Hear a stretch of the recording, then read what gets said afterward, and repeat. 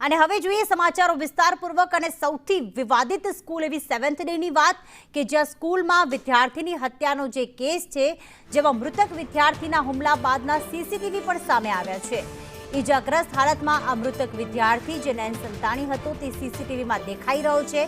પેટના ભાગે હાથ રાખીને સ્કૂલમાં આવતો દેખાઈ રહ્યો છે। આસપાસ કેટલાક બીજા વિદ્યાર્થીઓ પણ છે, કારણ કે જ્યારે આ હુમલો થયો હતો ત્યારે સ્કૂલ છૂટવાનો આ સમય હતો। સીસીટીવીમાં સ્કૂલ સંચાલકોની ગંભીર બેદરકારી સામે આવે છે, કારણ કે નયન જે પેટ ઉપર હાથ રાખીને સ્કૂલમાં આવે છે અને ત્યાં સ્કૂલના સંચાલકો સિક્યુરિટી ગાર્ડ હતા, પરંતુ તેને કોઈ તસદી ન લીધી। સીસીટીવીમાં સ્કૂલ સંચાલકોની ગંભીર બેદરકારી કે જ્યાં ઈજાગ્રસ્ત વિદ્યાર્થીને પ્રાથમિક સારવાર પણ ન અપાઈ। પરિવારજનોએ નયનને રિક્ષામાં હોસ્પિટલ લઈ ગયા હતા। સાથી વિદ્યાર્થીઓએ તેને ઉપાડ્યો અને નયનને રિક્ષામાં બેસાડ્યો હતો। સ્કૂલ સ્ટાફના લોકો ઈજાગ્રસ્ત નયન પાસે ફરક્યા પણ ન હતા। નયનને હોસ્પિટલ લઈ ગયા બાદ 108 સ્કૂલમાં આવી હતી, એટલે કે જ્યારે ઘટના બની 12:50 ત્યારબાદ 1:11 108 જે છે તે સ્કૂલમાં આવી હતી। અહીંયા સ્કૂલ સંચાલકોની ગંભીર બેદરકારી અને સાથે સાથે બીજી વસ્તુ એ પણ છે કે 108 જે છે તે સ્કૂલમાં મોડી આવી, જેના કારણે પણ જે મૃતક નયન છે તેને સારવાર આપવામાં ક્યાંક વિલંબ થયો હતો, જેના જ કારણે તેનું મોત થયું હોવાનું સામે આવ્યું છે। પરંતુ અહીંયા સ્કૂલ સંચાલકોની ગંભીર બેદરકારી છે। સ્કૂલ છૂટવાનો સમય છે, એવા સમયમાં આખી આ ઘટના ભલે સ્કૂલની બહાર બની હોય, પરંતુ સ્કૂલની અંદર જ્યારે વિદ્યાર્થી આવે છે ત્યારે પેટના ભાગે હાથ મૂક્યો હતો, તે ચાલી રહ્યો હતો, તેમ છતાં સ્કૂલ સંચાલકોએ કોઈ તસદી ન લીધી। અમદાવાદ શહેરના ડીઈઓ રોહિત ચૌધરી અમારી સાથે ફોનલાઈન પર છે। રોહિતભાઈ નમસ્કાર, સ્વાગત છે આપનું સંદેશ ન્યૂઝમાં। નમસ્કાર રોહિતભાઈ, છેલ્લા ઘણા સમયથી આ સ્કૂલમાં જે વિવાદ અને વિદ્યાર્થીના હુમલાનો કેસ ચાલી રહ્યો છે, હવે 15 દિવસ બાદ સીસીટીવી સામે આવ્યા છે, હવે શું પગલાં લેવામાં આવશે સ્કૂલ સામે? જી ચોક્કસ, એના માટે અમારી આરટી 2012 અંતર્ગત જે ટીમ બનાવવામાં આવેલી છે તે તપાસ સમિતિ જે છે રિપોર્ટ આપશે, તેના દ્વારા આગળની કાર્યવાહી થશે। અત્યારે જે વિડીયો એમનો જે સીસીટીવીનો બહાર જે વાયરલ થયો છે અથવા અમને મળ્યો છે અને વાલીઓના ગ્રુપમાં પણ શાળા દ્વારા કંઈક મૂકવામાં આવ્યો છે તેવી માહિતી મળેલી છે, તો એમાં જે છે એ મૂળ મુદ્દે આખી જે તપાસ છે, સીસીટીવી ફૂટેજ જે છે એ ક્રાઇમ બ્રાન્ચ અમદાવાદ દ્વારા આખી તપાસ ચાલી રહી છે અને એમાં જે છે એ સીસીટીવીનો સમગ્ર કબજો પણ એમની પાસે છે અને ગુનો પણ દાખલ કરેલો છે। આચાર્ય શ્રી અને સંચાલક સામે, જવાબદારો સામે જરૂરી જે કાર્યવાહી છે એ આગામી દિવસોમાં જે નિયમાનુસાર હશે તે થશે જ। રોહિતભાઈ, આ સ્કૂલ દ્વારા સીસીટીવી બહાર પાડવામાં આવ્યા છે એવી કોઈ વાત સામે આવી છે?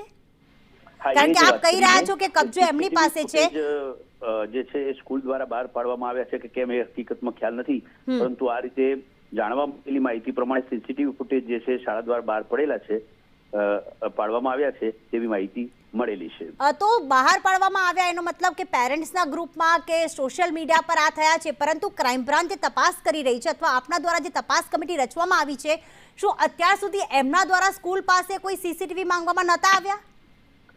આમાં સમગ્ર રીતે ક્રાઇમ બ્રાન્ચ અમદાવાદે પ્રથમ દિવસથી સીસીટીવી ફૂટેજનો સમગ્ર રીતે કબજો મેળવી લઈ અને તપાસની કાર્યવાહી શરૂ કરેલ છે।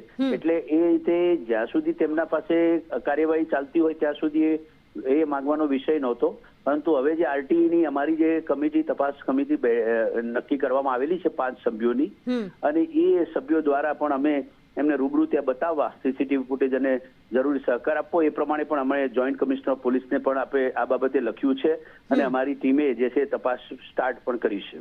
બિલકુલ, જે સીસીટીવીમાં દેખાઈ રહ્યું છે કે ત્યાં સિક્યુરિટી સ્ટાફ છે, ઘણા બધા વિદ્યાર્થીઓ છે, નયન અંદર આવી રહ્યો છે, આમાં જે જવાબદાર હશે, કારણ કે આમાં એવું છે કે ભલે અન્ય વિદ્યાર્થી દ્વારા આ બાળક પર હુમલો થયો હોય, પરંતુ એને ત્વરિત સારવાર ન મળી, એની પાછળના 2 કારણ આમાં સામે આવ્યા છે। સ્કૂલ સંચાલકો જે તરત તેમને પ્રાથમિક સારવાર ના આપી, અને બીજું એ કે 108 ને 12:56 ફોન કરવામાં આવ્યો છે અને આવે છે 1:11। શું આમાં પણ ક્યાંક બંને સામે પગલાં ભરાઈ શકે? 108 પણ મોડી આવી છે।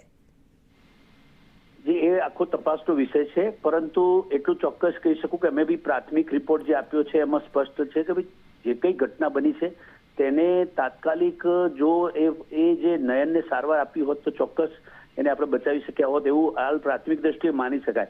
અને બીજું કે એ જે ઘટના બની તરત જે છે એને સારવાર માટે હોસ્પિટલ માટે જે સિક્યુરિટી સ્ટાફે તરત જ કાર્યવાહી કરવાની અને ત્યાં શિક્ષક અથવા આચાર્ય જે કંઈ છે એમને સાથે જોડાઈ જઈ અને આ સમગ્ર રીતે જે ઘટનામાં જે છે જે બની છે એમાં એમને એ પ્રકારની કાર્યવાહી કરવાની જરૂર હતી એવું સ્પષ્ટ જણાય છે. એટલે પ્રાથમિક રિપોર્ટમાં એમાં એમની બેદરકારી તો છે જ. બિલકુલ આભાર જી, બિલકુલ આભાર સંદેશ ન્યૂઝ સાથે વાત કરવા બદલ. તો ગંભીર બેદરકારી પ્રાથમિક રિપોર્ટમાં આવી છે, પણ સૌથી મોટો ખુલાસો એ પણ થયો છે કે ક્રાઇમ બ્રાન્ચ પાસે સીસીટીવી હતા પરંતુ તપાસ ચાલી રહી હતી. હવે શાળા દ્વારા સીસીટીવી બહાર પાડવામાં આવ્યા છે તે વાત સામે આવી છે. દિવ્યા મારી સાથે જોડાઈ ગયા છે. દિવ્યા, જે ઘટના બની હતી 19 ઓગસ્ટના રોજ બની હતી અને ક્યાંક અલગ અલગ મંતવ્યો પણ જે તે સમય સામે આવ્યા હતા.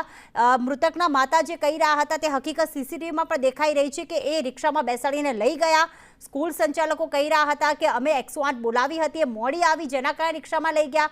તેના સાથી વિદ્યાર્થી પણ કંઈ કહી રહ્યા હતા. હવે સીસીટીવી બાદ શું ખુલાસો થયો?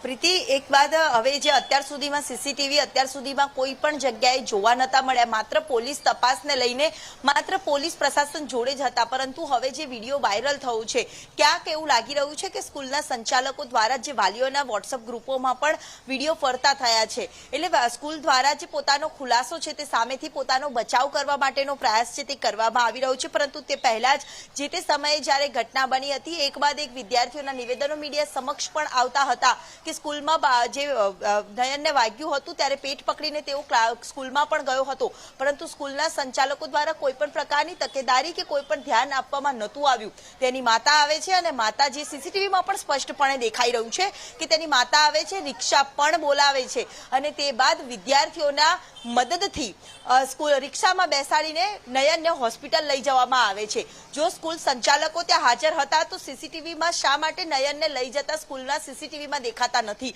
આ એક સીસીટીવીના આધારે એક મોટો સવાલ ઉભો થઈ રહ્યો છે.